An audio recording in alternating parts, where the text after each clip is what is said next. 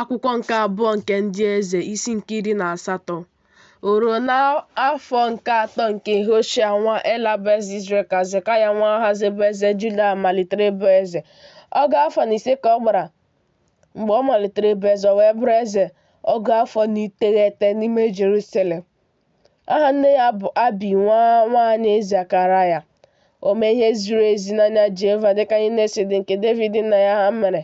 Ya onwe ya wezụgara ebe niile dị elu, tigbuo ogidi niile, gbutuo Ashera. Ọ tipịakwara agwọ ọla nke Mosis mere, n'ihi na ruo mgbe ahụ ụmụ Izrel na-esure ya ọkụ ihe nsure ọkụ na-esi ísì ụtọ. O wee kpọọ ya Nehushtan. Ọ bụ na Jehova bụ Chineke Izrel ka ọ tụkwasịrị obi. Mgbe ọ nwụsịrị, ọ dịghịkwa onye ọzọ dịka ya n'etiti eze niile nke Juda, maọbụ n'etiti ndị buru ya ụzọ. O wee rapara Jehova n'ahụ, o sighị n'iso ya wezụga onwe ya. O wee debe ihe niile o nyere n'iwu, bụ nke Jehova nyere Mosis n'iwu. Jehova nọnyekwara ya n'ebe ọbụla ọ na-apụ. O nwere uche, o wee nupụ isi n'okpuru Asiria, o feghịkwa ya ofufe. Ya onwe ya tigburu ndị Filistia ruo Geza na oke ala ya niile, site n'ụlọ elu ndị na-eche nche ruo obodo e wusiri ike.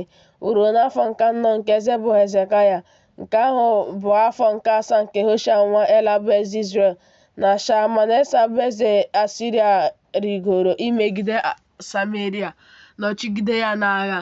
Ha wee were ya n'ọgwụgwụ afọ 3. Ọ bụ n'afọ nke 6 nke Hezekaya, nke ahụ bụ afọ nke 9 nke Hoshea bụ eze Izrel, ka e were Samaria. Eze Asiria wee mee ka Izrel jee biri na Asiria. O wee mee ka ha nọdụ n'ime Hala na n'ime ha abụọ n'osimiri Gozan na n'obodo ndị Midia, n'ihi na ha egeghị ntị olu Jehova bụ Chineke ha, wee gabiga ọgbụgba ndụ ya bụ ihe niile nke Mosis bụ ohu Jehova nyere n'iwu. Ha anọghịkwa, ha emeghịkwa. Ma n'afọ nke 14 nke eze bụ Hezekaya, Senakerib bụ eze Asiria rigoro imegide obodo niile e wusiri ike nke Juda, were ha. Hezekaya bụ eze Juda wee zigara eze Asiria ozi ruo Lekish sị, emehiewo m, si n'ebe m nọ laghachi. Ihe ị ga-ebo m ga-eburu ya. Eze Asiria wee tụkwasị Hezekaya bụ eze Juda ọgụ talenti ọlaọcha na 15 na ọgụ talenti ọlaedo na 10. Hezekaya wee nye ya ọlaọcha niile nke a na-achọta n'ụlọ Jehova na akụ niile nke ụlọ eze. Na mgbe ahụ ka Hezekaya bipụrụ ibo ọnụ ụzọ niile nke ụlọ ukwu Jehova na ogidi niile nke Hezekaya bụ eze Juda, jiri ọlaọcha machita, wee ree ha nye eze Asiria. Eze Asiria wee si na Lekish zie Tatan nke Rabsaris na Rabsake jekwuru eze bụ Hezekaya, ha na oke ụsụ ndị agha ruo Jerusalem. Ha wee rigo bịa ruo Jerusalem. Ha wee rigo bịa guzo n'akụkụ ụzọ mmiri nke ọdọ mmiri dị n'elu, nke dị n'ụzọ atụliri atụli nke ọhịa ọsụ akwa. Ha wee kpọọ eze oku. Eliakim nwa Hilkaya nke bụ onyeisi ụlọ, na Shebna bụ ode akwụkwọ, na Joa nwa Asaf bụ onye ncheta wee pukwuru ha.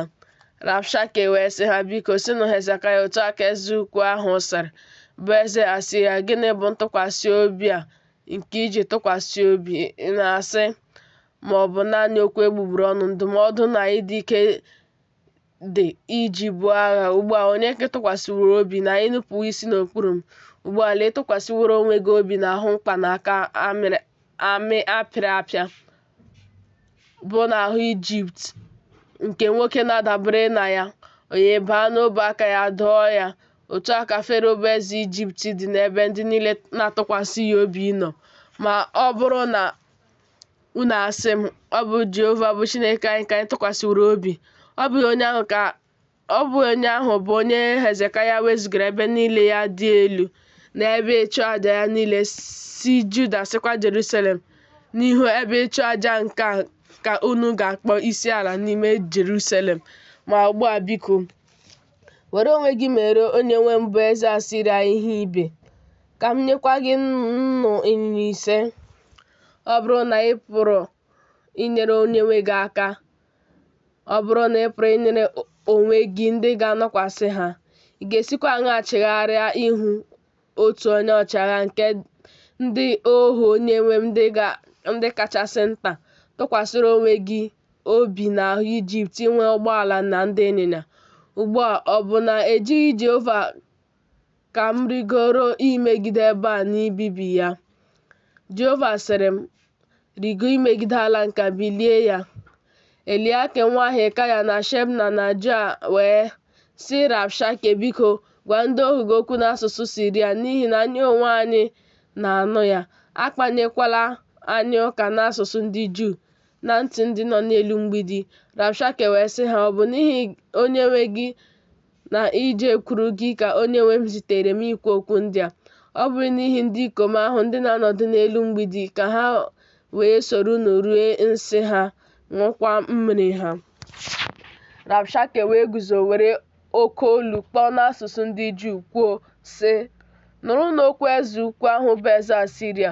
Otu a ka eze sịrị, unu ekwele ka Hezekaya rafuo unu, n'ihi na ọ pụghị ịnapụta unu n'aka ya.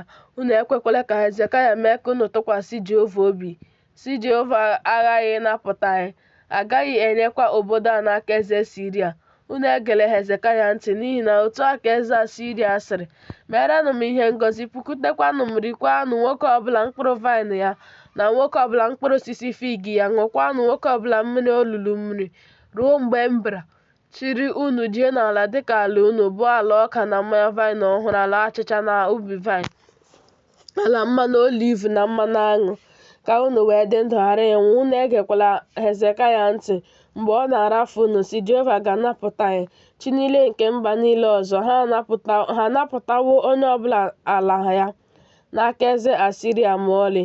Olee ebe chi niile nke Hemat na Apad dị? Olee ebe chi niile nke Sefavaim na Hina na Iva dị? Ha anapụtawo Samaria n'aka m. Olee ndị n'etiti chi niile nke ala dum ka ha bụ ndị napụtara ala ha n'aka m? Na Jehova ga-anapụta Jerusalem n'aka m. Ma ndị Juu gbara nkịtị, ha azaghịkwa ya okwu, n'ihi na ihe eze nyere m n'iwu bụ nke a, sị, unu azala ya. Eliakim nwa Hilkaya nke bụ onyeisi ụlọ, na Shebna bụ ode akwụkwọ, na Joa nwa Asaf bụ onye ncheta wee bịakwute Hezekaya, ha na uwe ha dọwara adọwa, ha wee gosi ya okwu niile nke Rabshake.